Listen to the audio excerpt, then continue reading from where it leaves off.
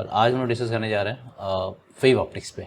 तो ये हमने लिख रखा है practice questions on wave optics, right. चलिए नेक्स्ट स्लाइड देखते हैं। तो ये है नीट 2026 क्वेश्चन, देख लीजिए क्या है उसको, try to solve it on your own first. उसके बाद अगर सॉल्व ना हो तो फिर सॉल्यूशन देख लीजिएगा। क्या है, in Young's double slit experiment using monochromatic light of wavelength lambda, the intensity of light at a point on the screen where the path difference is lambda। अच्छा, वेवलेंथ भी लैम्डा है और इनिशियली पाथ डिफरेंस भी lambda है। जिस जगह पर screen के जिस पॉइंट पे पाथ डिफरेंस लैम्डा है वहाँ पर की इंटेंसिटी वो के बता रहा है। The intensity of a light at a point where the path difference is lambda by 3 will be. ठीक है, पाथ डिफरेंस लैम्डा है तो इंटेंसिटी के है, पाथ डिफरेंस लैम्डा बाई 3 होगा तो इंटेंसिटी कितना होगा ये आपसे पूछा है। तो स्टार्ट करते हैं। हमारे पास इंटेंसिटी का जो फॉर्मूला है वो क्या है, I equal to I max, जो कि सेंट्रल ब्राइट फ्रिंज का होता है, into cos square phi by 2। Phi यहाँ फेज डिफरेंस है। तो फर्स्ट केस में ये जो इनर्शिया बोल रहा हूँ मैं, ये इंटेंसिटी है वो है आपका के। आई मैक्स को आई मैक्स ही रहने दीजिए। और इस केस में फाई कितना तो मैं निकालता हूँ। फाई का रिलेशन आप लोगों को पता होगा, होता क्या वैसे मैं पहले पाथ डिफरेंस के साथ रिलेशन ले जाता हूँ। Path difference by lambda is equal two phase difference bye 2 पाई। तो फर्स्ट केस में जो पाथ डिफरेंस यहाँ दे रखा है, देखो वो कितना है, लैम्डा दे रखा है। तो lambda by lambda is equal to 5 by 2 pi. ये लैम्डा लैम्डा क्या है, तो यहाँ से फाई की वैल्यू कितनी आ रही है, 2 पाई। यानी फर्स्ट केस में राइट बात है। और वैसे भी आपको मालूम रह जाएगी जब लैम्डा का पाथ डिफरेंस होता है तो फेज डिफरेंस 2 पाई होता है, ये आपको याद वैसे भी रहना चाहिए। तो this is equal to cos, मैंने समझा दिया कैसे निकालते हैं, कॉस स्क्वायर। अब यहाँ 5 बाई 2 बोला है तो 5 बाई 2 अगर मैं कर दूंगा तो 5 by 2 will be equal to pi, ये हो जाएगा कॉस स्क्वायर पाई। तो कॉस स्क्वायर कॉस पाई होता है -1, स्क्वायर में 1 हो जाएगा। तो ये वैल्यू आ रही है simply I max. This is equation number 1, right.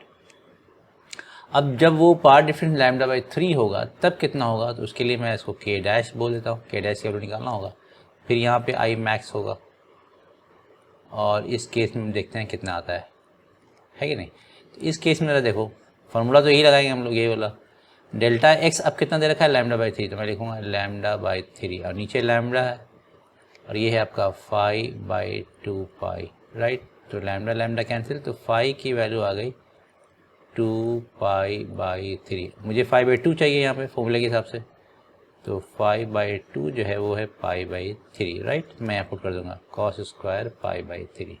और कॉस पाई बाई 3 हाफ होता है, हाफ का स्क्वायर हो जाएगा 1/4। तो this is equal to I max by 4। ठीक है, क्वेश्चन नंबर 2। अब आप डिवाइड कर दो तो k by k dash is equal to I max by I max by 4। तो 4 ऊपर चला जाएगा इंटू 4, ये कट गया। के डैश मुझसे पूछा गया था तो के डैश को इधर ले जाओ, 4 नीचे आ जाएगा। तो के डैश की वैल्यू आ जाएगी के बाई 4। कौन सा आंसर हो गया, ए इज द आंसर। देखिए यहाँ पे ए दे रखा है, राइट। आइए नेक्स्ट क्वेश्चन। नेक्स्ट क्वेश्चन में क्या दे रखा है, the intensity of transmitted light when a polarized sheet placed between 2 crossed polaroids at 22.5 degree from the polarization axis of one of the polarides is कितना, इंटेंसिटी इज पूछा है कितना होगा। और ये देखा ये गलती से छट गया, यहाँ बेसिकली ये आई नॉट है। क्या कह रहा है कि I not is the intensity of polarized light after passing through the first polaroid. देखो ये आपका फर्स्ट पोलराइड है, मान लीजिए ऐसे, ठीक है ना। इसको मैं मान लो वर्टिकल मान लेता हूँ, ठीक है। इससे जो आगे लाइट गई है वो उसके इंटेंसिटी कितना है, वो आई नॉट है यहाँ, यानी ये आई नॉट बता रहा है ना। देखो यहाँ लिख रखा है I not is the intensity of polarized light after passing through the first polaroid. पहला पोलराइड पास कर गया, अब इसके बाद जो दूसरा वाला पोलराइड है वो इससे 22.5 डिग्री पे है। तो यहाँ मैं कर लेता हूँ, दिस इज वर्टिकल से कितना, ये 22.5 डिग्री ये एंगल। तो इसके बाद जो आपका I1 आएगा और उसके बाद एक दूसरा और पोलराइड है, और बोल रहा है कि पहला और जो आखिरी है वो बिल्कुल परपेंडिकुलर है, यानी ये वाला पोलराइड ऐसे कुछ होगा, ठीक है ना। तो पहला तो ये था, दूसरा आपका ऐसे था, तीसरा ऐसे। तो ये अगर 22.5 है, ये 90 - 22.5 होगा, मैं ऐसे ही लिखूँगा, है ना। मैं इसको थीटा बोल देता हूँ, ज़्यादा अच्छा रहेगा। 22.5 की वैल्यू थीटा ले लेता हूँ, यहाँ तो 90 माइनस थीटा हो जाएगा, आसानी रहेगी। तो I1 का फॉर्मूला मैरिस लॉ से आप लोग जानते हैं क्या होता है, I1 will be equal to I not cos square, अब यहाँ थीटा ही मैं ले लेता हूँ, थीटा फर्स्ट इक्वेशन। और I2 क्या होगा, जब इससे क्रॉस करने के बाद अगला यहाँ पे जो I2 आएगा वो क्या आएगा, that will be equal to I2 is equal to I1। यहाँ से जहाँ जो एंट्री लाइट है वो क्या है, I1 इंटू कॉस स्क्वायर। अब इसके इसके बीच का एंगल देखेंगे, यानी ये वाला एंगल, ये हो जाएगा कॉस स्क्वायर 90 माइनस थीटा। तो इसको हम लिख सकते हैं आई नॉट, I1 की वैल्यू यहाँ पुट कर रहा हूँ, I1 की वैल्यू इतनी है, I not cos square theta ये, और cos 90 minus theta sine theta होता है, उसका स्क्वायर तो ये हो जाएगा साइन स्क्वायर थीटा। ठीक है, तो यानी I2 की वैल्यू जो आ रही है सेकंड जो लास्ट वाला पोलराइड है उससे निकलने के बाद जो इंटेंसिटी होगी लाइट की, वो वैल्यू इतनी आ रही है। अब इसको हम लोग सॉल्व करते हैं तो देखो I2 जो हो जाएगा, मैं 4 से डिवाइड और मल्टीप्लाई कर दे रहा हूँ, आई नॉट बाई 4, और यहाँ भी 4 हो जाएगा।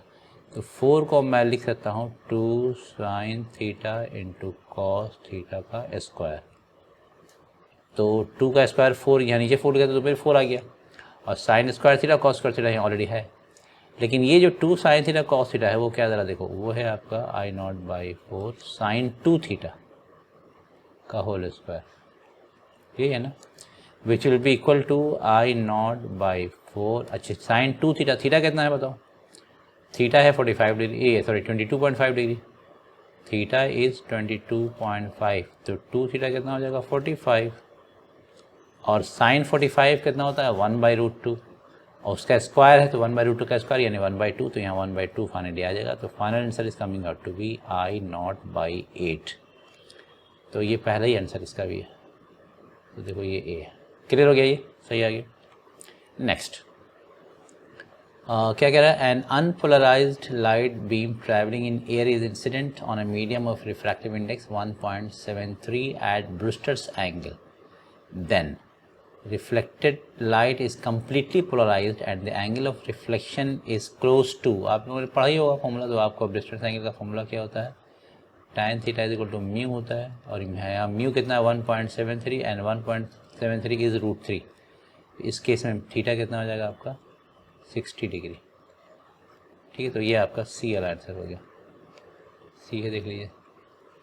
आइए नेक्स्ट, अब देखिए 2 slit in Young's double slit experiment are right। चलिए लिखते जा रहा हूँ मैं, यानी स्लिट्स के बीच का जो सेपरेशन है उसको स्मॉल डी से लिखते हैं, इट इज़ 1.5 मिलीमीटर यानी 10⁻³ मीटर लिख लेता हूँ, this is small d, right. And the screen is placed at a distance of 1 metre, capital दिया रखा है 1 metre from the slits. If the wavelength of light used is इतना, यानी 6000 angstrom कर दे रहा हूँ, या 600 नैनोमीटर भी लिख सकते, कोई दिक्कत नहीं। Then the fringe separation is, तो फ्रिंज सेपरेशन फ्रिंज विड्थ पूछ रहा है, वो तो फॉर्मूला आप लोगों को पता ही है, D lambda by D, it's quite easy. तो डी इज़ 1, लैम्डा आपका हो गया 6 इंटू 10⁻⁻7 और डिवाइड बाई 1.5 इंटू 10⁻⁻3।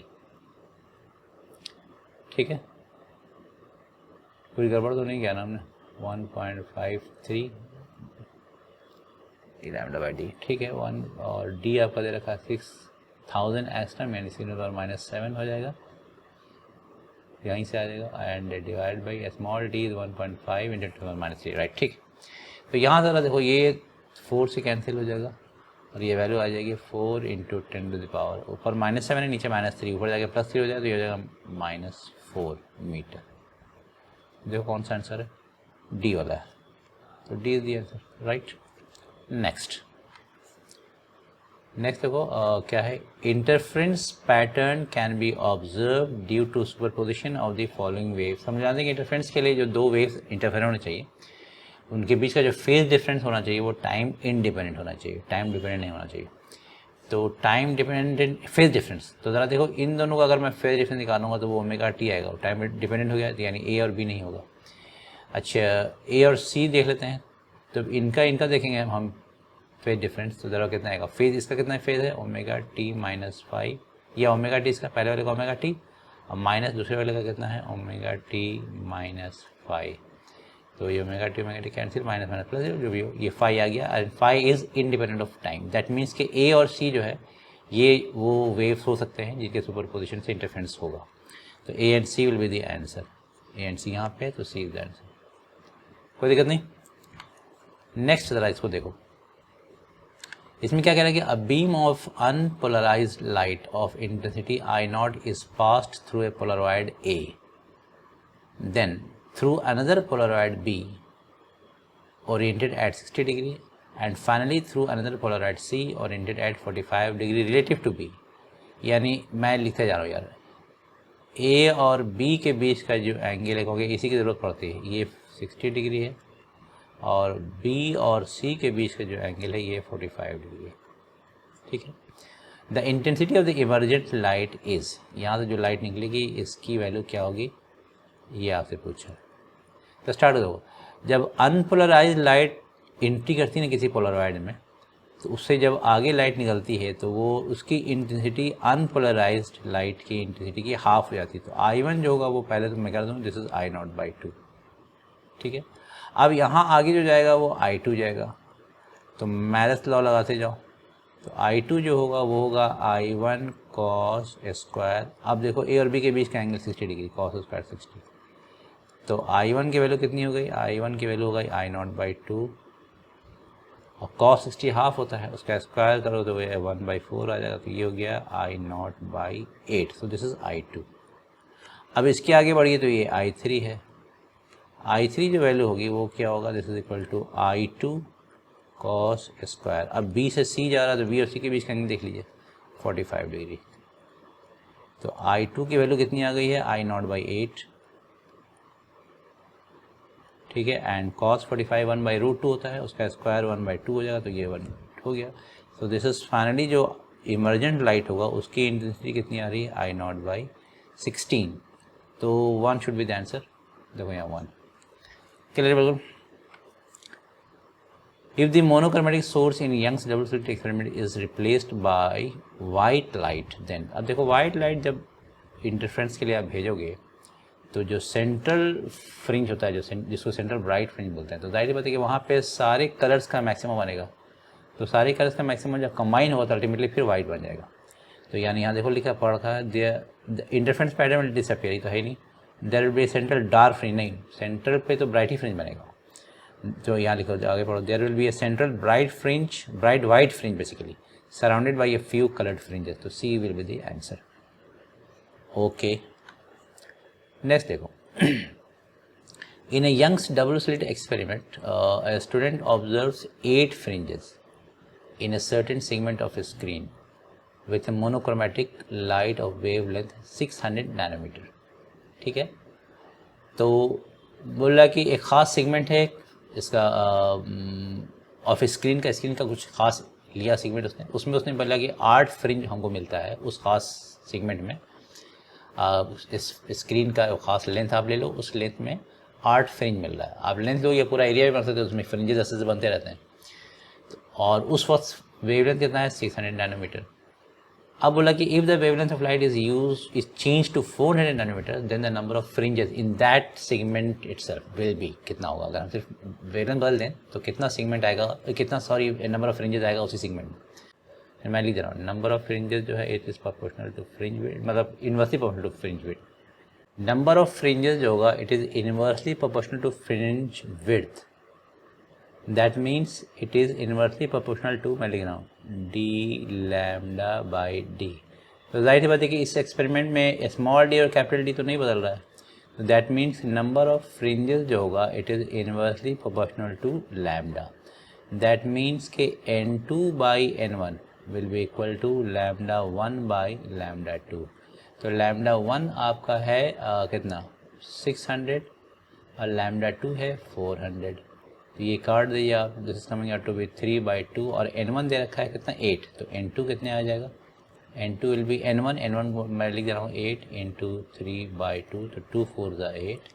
यहाँ पे 12 फ्रिंजेस आ जाएंगे आपके, है ना, राइट। तो 12 D is the answer. Clear बिल्कुल। Next in a double slit experiment when light of wavelength 400 nanometer, लिखते जा रहा हूँ मैं, जब 400 नैनोमीटर लाइट यूज़ की गई है, द एंगुलर विड्थ होता है क्या बताओ?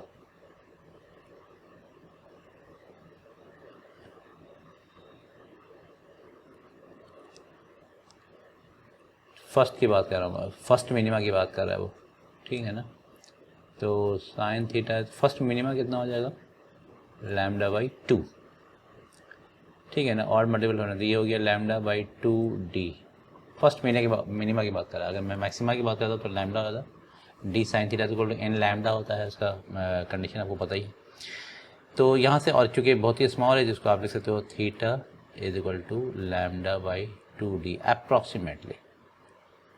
तो this is the relation, angular separation, है ना, यानी सेंटर से पहला जो आपका सेंटर पर ब्राइट है, मैं फिर पूछ रहा पढ़ रहा हूँ क्या, the angular width of the first minima formed on screen placed 1 metre away was found to be capital D दे रखा है 1 metre. What will be the angular width of the first minima? अगर मैं उसे अगर पूरा एक क्या है, पूरा एपरेटस को अगर हम उसको वाटर में डाल दें तब क्या होगा, यही कह रहा है ना। तो बेसिकली देखो, इस थीटा जो है डिपेंड कर रहा है 2D, सॉरी 2D पे तो डिपेंड नहीं कर रहा है, लैम्डा पे डिपेंड कर रहा है। तो theta is proportional to lambda, तो दैट मीन्स के theta 2 by theta 1 is equal to lambda 2 by lambda 1, और ये म्यू 1 बाई म्यू 2 हो जाएगा। म्यू का उल्टा रेशियो होता है ना, म्यू 1 बाई म्यू 2। तो थीटा 2 मुझे निकालना है, और थीटा 1 दे रखा है 0.2 डिग्री, और म्यू 1 जो है वो आपका एयर था, और म्यू 2 जो है वो आपका करना है 4/3, ठीक है। तो 0.2 हटाइएगा, 0.2 डिग्री रहने दो, तो कितना हो जाएगा ये 3.2 यानी 0.6/4, तो ये वैल्यू हो जाएगी 0.15 degree. Theta 2 is coming out to 0.15 degree, यानी A should be the answer, तो ए आंसर है इसका, ठीक है। नेक्स्ट आइए, in Young's double slit experiment the separation d between 2 slits is 2 millimetre, the wavelength lambda of the slit is used इतना, and distance d between the screen and slits is 100 centimeter. It is found that the angular width of the fringes is 0.2 degree. फिर वही बात आ गई, theta is equal to कितना था, lambda. अब यहाँ पे चलो, अब मैं डार्क के बजाय ब्राइट ले लेता हूँ, कोई दिक्कत नहीं, लैम्डा बाई डी हो जाएगा, central bright fringe, first bright fringe का जो आएगा। तो this is the case, to increase the fringe angular width to 0.21 degree with same lambda and d, the separation between the slits needs to be changed। अब ये करो, ये तो आसान क्वेश्चन है, मैंने फॉर्मूला लिख दिया है, you can easily do that, क्योंकि जस्ट प्रीवियस क्वेश्चन हमने इसी पे किया है आपका, है ना। तो एकदम सेम टाइप का पैटर्न है, आप आसानी से कर सकते हो। मैं आगे बढ़ाऊँ, अब देखो इसमें क्या करेगा, Young's double slit experiment is first performed in air and then in medium other than air. It is found that the 8th bright fringe in the medium lies where 5th dark fringe lie in the air. The refractive index of the medium is nearly। तो देखो, bright का जो formula है वो कितना होता है, n D lambda by d, और डार्क का जो फॉर्मूला होता है वो होता है odd multiple of D lambda by 2d, ऐसे होता है, ठीक है। रिलेशन सब याद रखिएगा तो फटाफट बनेगा। तो it is found that the 8th bright fringe, तो यानी और जहाँ पे ये बन रहा है वहीं पे ये बन रहा है, तो y b should be equal to y d. Position same बता रहा है वो, यहाँ पे ब्राइट बन रहा था, जहाँ पे 8वां ब्राइट बन रहा है वहीं पे 5वां डार्क बन रहा है। तो चलिए 8th ब्राइट, तो यहाँ हो जाएगा 8d लैम्डा, और किस में 8th bright fringe in the medium, तो मैं यहाँ मीडियम लिख रहा हूँ, और by D is equal to 5th dark fringe. तो देखो एनो की वैल्यू 1 डालेंगे तो 1 हो गया, एनो की वैल्यू ऑड नंबर ही है बेसिकली, जब हम 3 डालेंगे तो ये दूसरा डार्क फ्रिंज हुआ। तो गिनते जाओ 1 3 5 7 9, 5वां डार्क ऐसे बनेगा ना, क्योंकि यहाँ ऑड नंबर डालना है, तो 1 के बाद तो 3 पड़ेगा। तो पहला डार्क 1 पे, दूसरा डार्क 3 पे, तीसरा डार्क 5 पे, चौथा डार्क 7 पे, और 5वां डार्क के बाद 9 पे होगा, ठीक है। तो 1 3 5 7 9, तो यहाँ पे मैं लिखूँगा 9d लैम्डा इन एयर, ये एयर है, और डिवाइड बाई 2d। तो capital D small D, capital D small D तो काट ही दो। और पूछा क्या इसने, रिफ्रैक्टिव इंडेक्स पूछा है, तो कोई दिक्कत नहीं, तो मैं लिख रहा हूँ 8 lambda medium by lambda air, बल्कि उल्टा लिखो, ऐसे इसको ऐसे लिखते हैं 8 into 2 by 9 is equal to lambda air by lambda medium, और ये उल्टा होता है mu medium by mu air. यही पूछा है इसने, जिसको हम लिखेंगे म्यू एम ए बेसिकली। तो सॉल्व कर लो, ये आपका हो जाएगा 16/9, यही रिफ्रैक्टिव इंडेक्स की वैल्यू आ रही है। और 16/9 का मतलब हुआ 9 1 9 एंड 7 9 7 63, फिर 7 रफली 0.78 के आसपास आ रहा है। ठीक, तो C is the answer. Got it. अब आइए, ये भी मेरे ख्याल से तुम लोग कर लोगे, it's quite easy. Two polaroids, एकदम सेम टाइप क्वेश्चन मैं करा चुका हूँ, तो try to do it on your own. एक हिंट मैंने दे रखा है कि अनपोलराइज्ड लाइट जो है passing through a polaroid loses half its intensity. एकदम सेम क्वेश्चन हम लोग कर चुके हैं पहले, आप आसानी से कर सकते हो।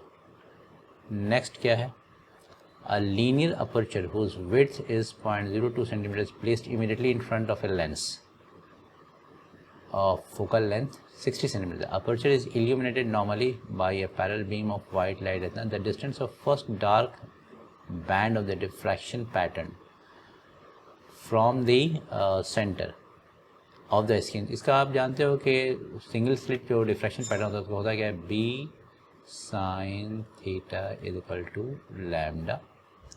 ठीक है, तो यहाँ से sine theta is equal to lambda by b हो जाएगा। साइन थीटा को इस केस में आप चूँकि लेंस की बात कर रहे हो तो फोकस पे पुट करते हैं, साइन थीटा को आप टैन थीटा लिख सकते हो फॉर स्मॉल एंगल, और टैन थीटा होता है परपेंडिकुलर यानी फोकल लेंथ बाई बेस। तो यहाँ से ये वैल्यू हो जाएगी लैम्डा बाई बी। पूछा गया वैसे the distance of the first dark, मैंने उल्टा कर दिया यहाँ पे, सेंटर से वो हो जाएगा बेसिकली रेडियस, हाँ radius by focus is equal to lambda by B. तो यहाँ से रेडियस आ जाएगा lambda F by B. Radius पूछा क्या, the distance of the first dark band of the spectrum pattern from the centre ही पूछा, तो रेडियस ही निकालना है। तो lambda is how much, 5 into 10⁻⁻7 हो जाएगा, क्योंकि यहाँ -5 सेंटीमीटर, तो मीटर में इतना लिखना होगा। इसके बाद फोकल लेंथ कितना है, 60 सेंटीमीटर यानी 0.6, ठीक है, और डिवाइड बाई बी कितना है 0.02, तो 2 इंटू 10⁻⁻4, ठीक है। तो ये हो जाएगा 5 इंटू 0.6, 3/2 1.5, तो ये हो जाएगा 1.5 इंटू 10⁻⁻3, है ना। तो -3 का मतलब हो गया कि 0.15 into 10⁻⁻2 metre, that means 0.15 centimetre, ठीक है। This is the answer. Next, इसको भी सॉल्व कर लो। The interference pattern is obtain with two coherent light sources of intensity ratio यानी I1/I2 दे रखा है n/1, क्लियर है। इसको k से आप मल्टीप्लाई भी कर सकते हो, मैं सारा कुछ इस तरह क्वेश्चन आपने किया होगा, मैं आसानी के लिए k हटा रहा हूँ। वैसे आप k अलग अलग ले सकते हो, जब रेशियो में है तो kn/k/1 आप कर सकते हो, उसमें कोई प्रॉब्लम नहीं है। बट एनीवेज आगे क्या बोला, in the interference pattern the ratio of, आपसे पूछा क्या गया है आई मैक्सिमम, इसका रेशियो पूछा है, तो पहले हम आई मैक्सिमम निकालते हैं। आई मैक्सिमम पता क्या है, √I1 प्लस √I2 का होल स्क्वायर, ठीक है ना। तो √I1 मतलब √n, k मैं हटा दे रहा हूँ, आप k लिखे जाओगे अल्टीमेटली, क्योंकि रेशियो ही लेना है तो k कैंसिल हो जाएगा, अब तो परेशान मत होना भाई। और ये हो जाएगा √1 का मतलब 1 ही हो गया, इसका स्क्वायर। सिमिलरली आई मिनिमम जो होगा ये हो जाएगा फाइनली √n, यानी यहाँ माइनस साइन होता है, ठीक है, और ये होगा -1 का होल स्क्वायर। अब मुझे इसका देखो रेशियो किसका निकालना है, मुझे निकालना है I max minus I min divide by I max plus I min. तो आई मैक्स इतना है, मैं लिखूँगा root N plus one whole square minus root N minus one whole square divided by root N plus one whole square plus root N minus one whole square. अब जरा देखो, इसमें A plus B whole square minus A minus B whole square में क्या बचता है, 4ab। तो ऊपर जो बचेगा वो कितना आएगा, 2ab यहाँ से आएगा, फिर माइनस माइनस 2ab तो प्लस 4ab, बाकी तो कैंसिल ही होने जा रहा। तो हो जाएगा 4 root n into one 4ab divide by, अब यहाँ क्या लिखे हैं यहाँ इसका स्क्वायर एन स्क्वायर आएगा, फिर प्लस वन, फिर एन स्क्वायर और 2ab अब माइनस 2ab, ये तो कैंसिल हो जाएगा। और ये और क्या कैंसिल होगा, ए स्क्वायर प्लस बी स्क्वायर, हाँ तो ए स्क्वायर यानी एन और बी स्क्वायर का मतलब प्लस वन और ये मल्टीप्लाइड बाई 2, क्योंकि एन प्लस वन यहाँ से भी आएगा, एन प्लस वन यहाँ से भी आएगा, तो 2 टू द 4 तो काट ही दीजिए आप। तो answer should come out to be 2 root N by N plus one. तो B should be the answer, है या नहीं? हाँ ठीक है। तो आज के लिए सफिशेंट है, इतने क्वेश्चंस हो गए आप लोगों के पास। एक बार रिवाइज ज़रूर करें ना भाई, और जिस तरह से फास्ट कर रहा हूँ फास्ट करने की कोशिश करना आप भी। Okay, thank you so much.